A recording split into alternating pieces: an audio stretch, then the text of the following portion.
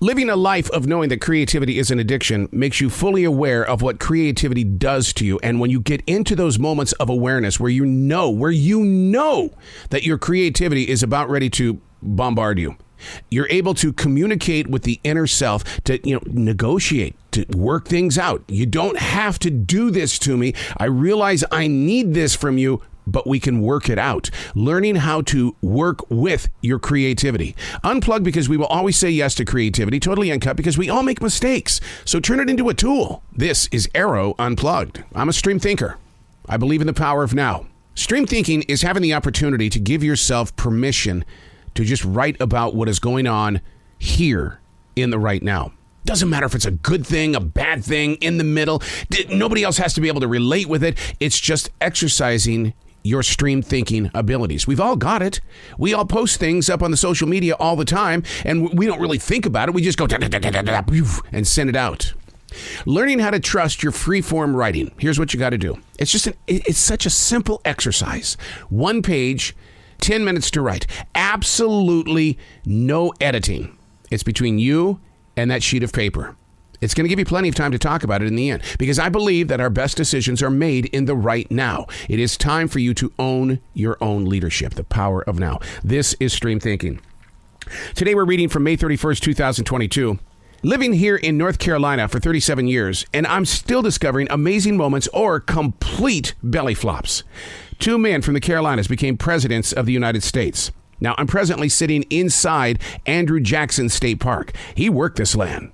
He studied the people that helped shape the birth of a nation. Now, up the highway is the lay of land that's totally dedicated to President James Polk, who is credited for stretching this nation between 2 oceans. Like all politicians, it didn't come easy. Both leaders were known for provoking others to get what this country needed in order to grow. So much modernism has consumed this part of the world over the past 30 to 40 years. Now, before moving here, in 1985, there's a lot of people that saw this part of the country, the Southeast, as being very unthinkable with poverty. There's so much history here. Too many unspoken bad times that we could all learn from. Your city, where you live, how much do you know about it? Or do you just know about being in that presence of now and whatever city council is deciding for taxes or what they're going to rebuild or take down? That's the way you live.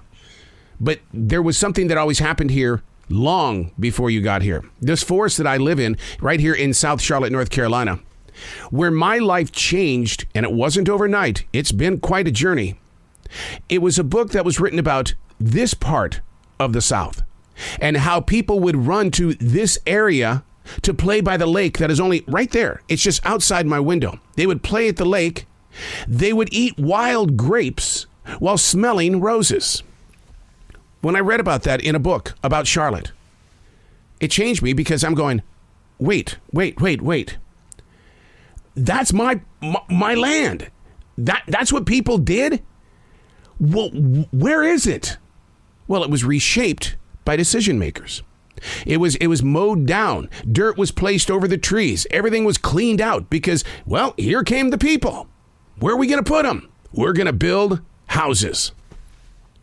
So in that moment, in 1997, that's when I said, I'm going to replant and replenish this forest.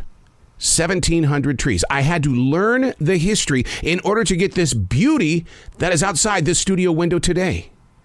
Every now and then, you'll see a wild rose. I've got wild grapes right there. I'm 23 feet above the forest. Right there are the wild grapes. I don't eat them, though, because the migrating birds love to come into this forest, and they will use that as an energy boost.